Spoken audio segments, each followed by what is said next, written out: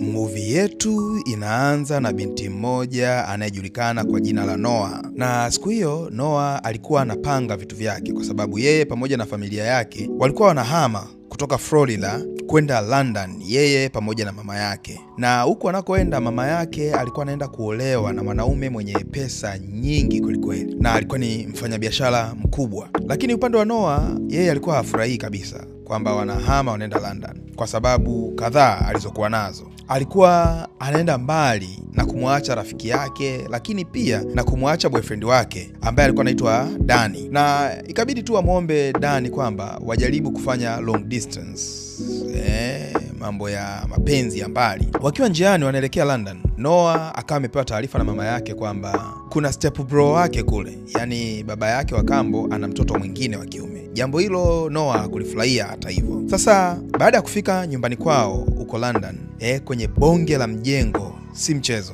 wakawa wamepokelewa pale na baba yake wa kambo bwana William. Na bwana William ndiye mume mpya wa mama yake na binti yetu bwana. Bwana William aliwakaribisha kwa furaha sana, lakini akawaintroduce kwa bwana Martin ambaye alikuwa ni mfanyakazi wa pale nyumbani kwao. Sasa Noah akawa na explore na kuangalia ili jumba lao la kifahari kweli kweli. Akaenda mpaka kwenye parking ilikuwa imejaa mapila, yani magari ya thamani kweli kweli, ma Range Rover, ma Bugatti, Na alivyoenda chumbani kwake alishangaa kweli kweli kuona chumba chake ni kizuri kupita maelezo. Lakini akati anaangalia kwa mbali akawa amemuona step bro wake, yani kaka yake wa kambo ambaye alikuwa anaitwa Nikki. Na alimuona Nikki akiwa anaogelea kwenye pool kwa mara yake ya kwanza. Hawajai kuonana wawili. Na muda ule mama yake akawa ameingia chumbani na kumpa maelekezo na rules, yani sheria za pale nyumbani.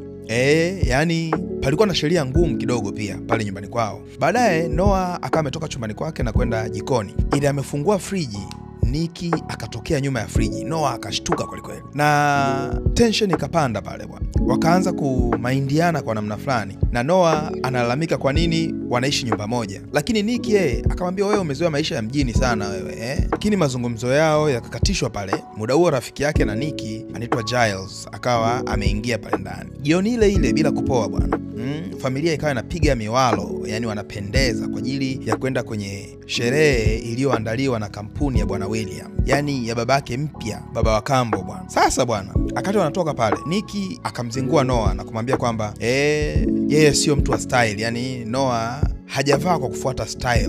Baadaye wakawa wametoka moja kwa moja mpaka kwenye event. Na tunamuona Nikki yeye akiwa ni mtu wa totos. Kuna demo anacheza naye pale, wanaenjoy kweli kweli. Lakini Giles, rafiki yake na Nikki, akamfuata Noah ambaye ni dada wa rafiki yake. Sasa akamwambia kwamba usimuone Nikki pale. Nikki sio kwamba tu mtoto wa kishua, lakini yeye pia ametengeneza utajiri wake. Baadaye kidogo Noah akawa amekutana na marafiki wa kaka yake Nikki. Na Nikki alikuwa na marafiki kadhaa pale. Sasa baada ya event, Nikki na Noah wakaamua kurudi nyumbani kwa kutumia Ferrari ya bwana Nikki. Sasa wakiwa ndani ya gari, Noah akawa anamuomba msamaha Nikki kwa yale ambayo ameyazungumza mara kadhaa. Baadaye akati wanaendelea na mazungumzo yao, ghafla bwana Noah akamwambia Nikki, wewe ni mtoto wa mama tu, umedekezwa sana. Oya, Nikki akamind, akasimamisha gari yake na kumshusha binti na kumwambia toka. Yeye akainua chuma huyo bwana. Kwa bahati mbaya Noah simu yake ikawa imezima na chaji. Sasa ikabidi aanze kupiga mdogo mdogo bwana. Akati anatembea, kuna gari kaja kasimama mbele yake. Dereva ile gari anaitwa Zack. Akamwambia, oya, Nikki amenituma nije nikuchukue twenzetu. Lakini Noah akamwambia Zack, usinipeleke nyumbani, twenzetu kwenye party. Kulikuwa kuna party maeneo ya town hivi. Sasa alipofika pale kwenye ile party, Noah akakutana na jamaa anaitwa Tom. Na Tom akampa kinywaji pale Noah asijue kwamba kwenye kile kinywaji jamaa alimiminia vidawa vya kulevya kidogo. Sasa bwana, akiwa hapo kwenye hiyo party, ghafla Noah akamwona Nikki kaka yake akiwa anacheza, ameshikiliwa na wanawake wawili kudadadeki. Wamevaa vichupi tu hapo.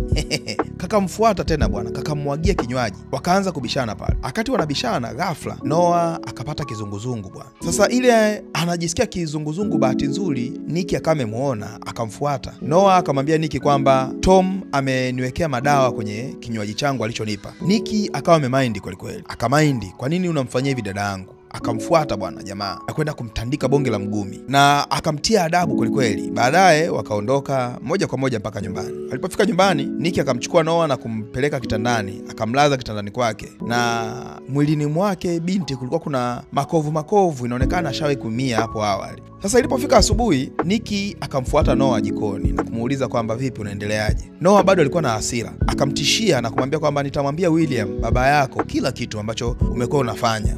Sasa baada ya pale tunamwona Noah akiwa amechill zake, akawa anaingia mtandaoni na kuanza kumfuatilia Nicky bwana.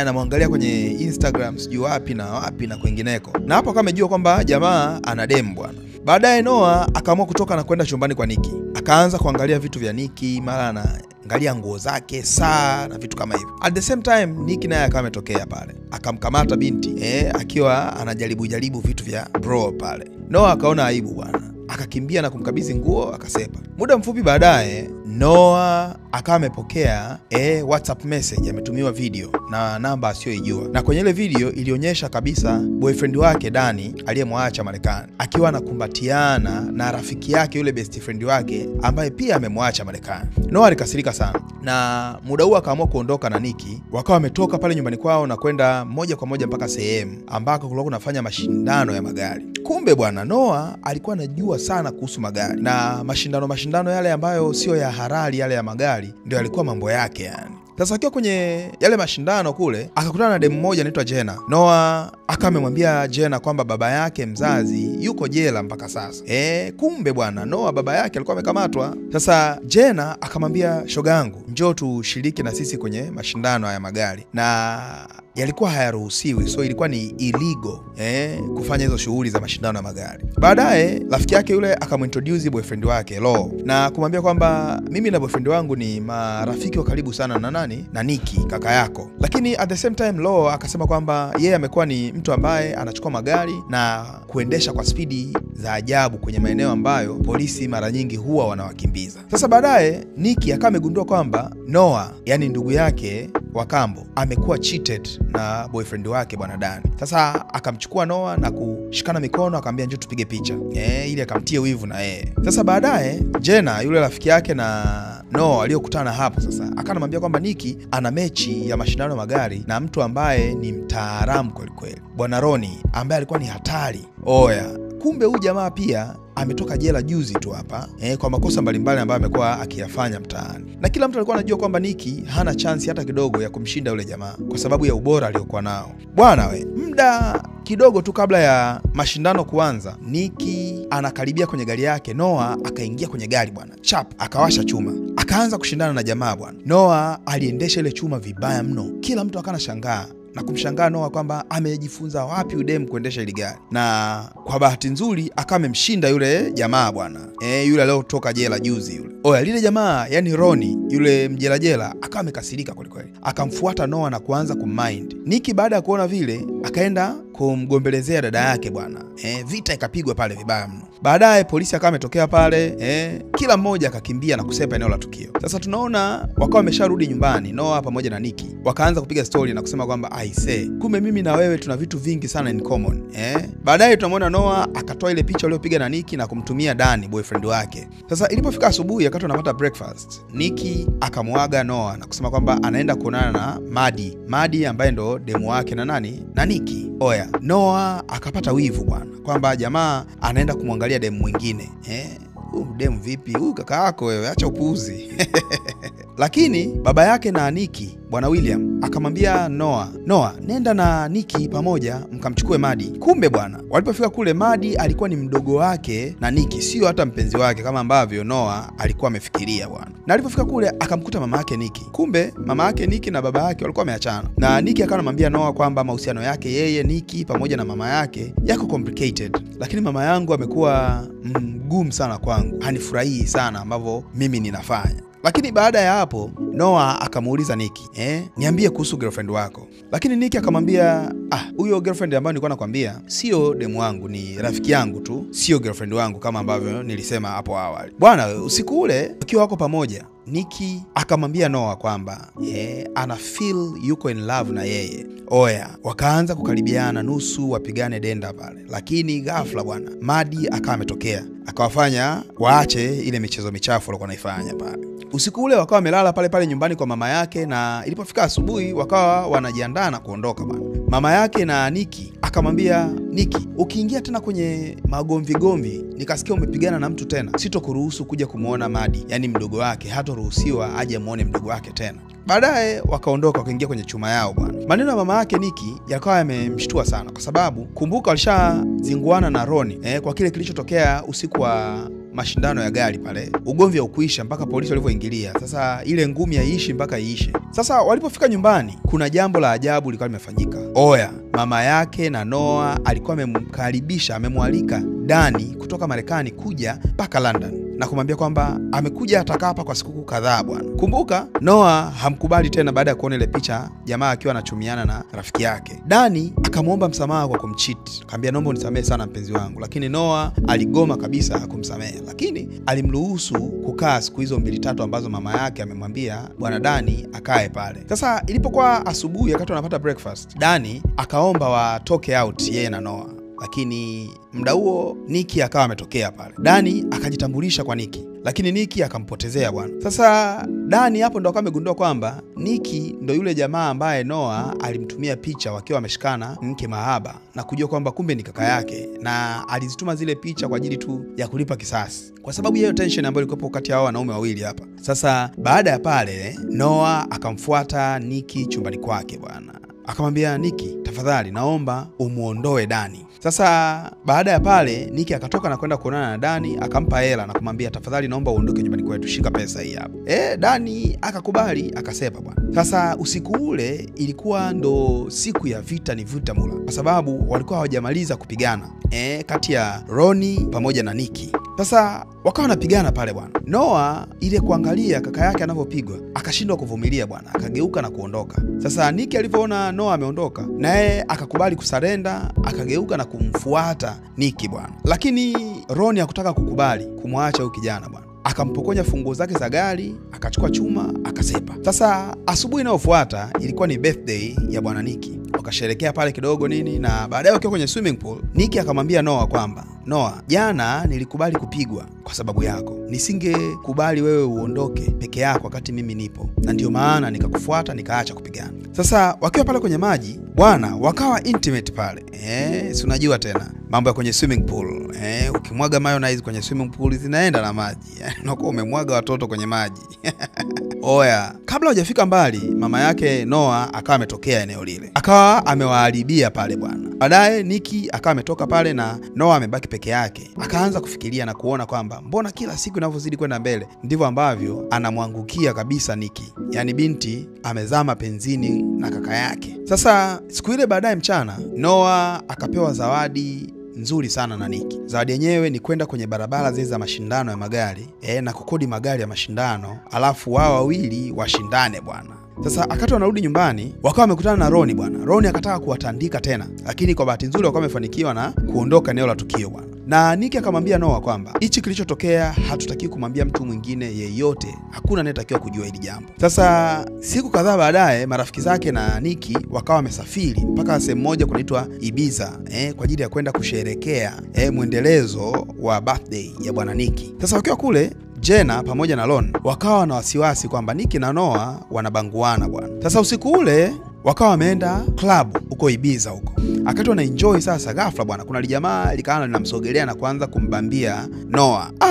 Nikki alivyoona akaenda pale kwa speed, oya, akamtandika bonge la ngumi. Sasa baada ya kuona vile, Noah akamind kwamba oya, vipi mbona unafanya hivyo rafiki yangu? Na kuna kitu ambacho akawa amekikumbuka kishawahi kumtokea hapo awali Noah akiwa mdogo. Sasa kwa sababu ya hilo akaamua kujidistance, awe mbali kabisa na Nikki, hataki mahusiano na Nikki tena. Yani akawa anampotezea, hataki hata kuongea naye. Siku moja wakawa wameenda kwenye party, yani Noah pamoja na yule rafiki yake mpya aliyekutana naye Jenna. Lakini kwenye ile party Nikki pamoja na marafiki zake nao wakawa wamekuja eneo la tukio. Sasa kwenye ile party pia ex-girlfriend wa Nikki alikuwepo, akawa na wivu kweli kweli baada ya kumuona Noah. Sasa akaanza kumzingua Noah. Noah akakimbia na kuingia kwenye chumba kimoja akajifungia kule. Na akiwa kule akawa amepata panic attack. Yani akawa anapumua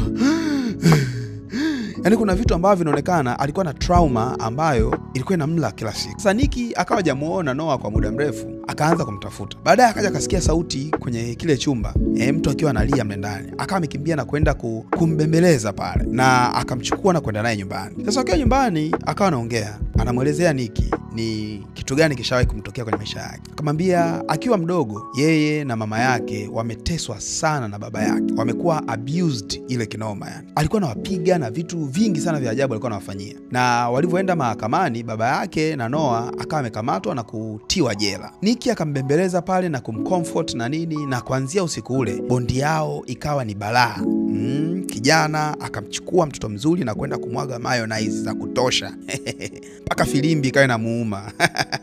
Si mchezo. Siku moja Lon akawa amekuja nyumbani kwa kina Nicky bwana, akiwa ameumizwa kweli kweli, na waliomuumiza ni walinzi wa pale nyumbani, kwa sababu jamaa alikuwa ameleta ugomvi pale. Sasa baba yake na Nicky akamwambia kwamba wewe pamoja na Noah mtakuwa hamko salama hapa. Akawachukua na kuwapeleka hotelini kwa ajili ya kuwalinda bwana. Baadaye baba yake akawa anamhoji Nicky kwa kile kilichokuwa kimetokea hapo awali. Lakini bwana, tunakuja kugundua polisi wanamwambia bwana Williams kwamba baba yake na Noah alishatoka jela, na ndio amekuwa akimtumia Loni kufanya matukio yote na kutaka kugombana na hawa watoto. Sasa siku chache baadaye Ronnie akawa amemkuta Noah anaingia kwenye lift, akamdaka bwana, akamteka pale. Na katika kumteka baba yake na Noah akawa ametokea bwana Travis, akawa amempigia simu bwana William na kumwambia kwamba nimemkamata ubinti, ninataka hela ili niweze kumwachia. Sasa bwana Nicky akawa amekumbuka kitu, kwamba gari ambayo ilipolwa na Ronnie ilikuwa ina tracker ndani yake. Akaanza kuitrack ile gari bwana na kujua location ya ile gari ilipo. Jamaa akaenda moja kwa moja peke yake mpaka kule eneo la tukio. Alipofika pale